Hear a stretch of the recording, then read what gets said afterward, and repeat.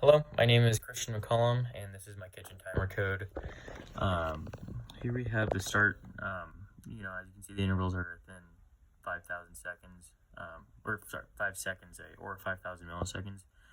When it starts out as green, as you can see right here.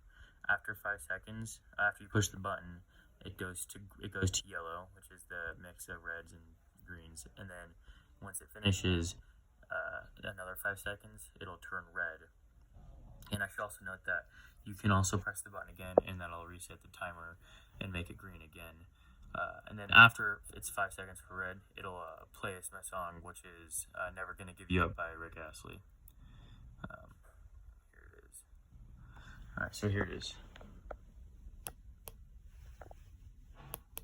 So it's yellow right now,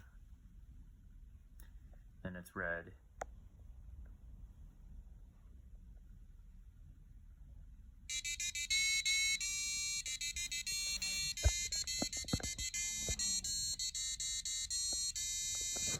Okay, and then also, let's say if I wanted to start it again, it's yellow right now. I can pause it or stop it, and it turns green.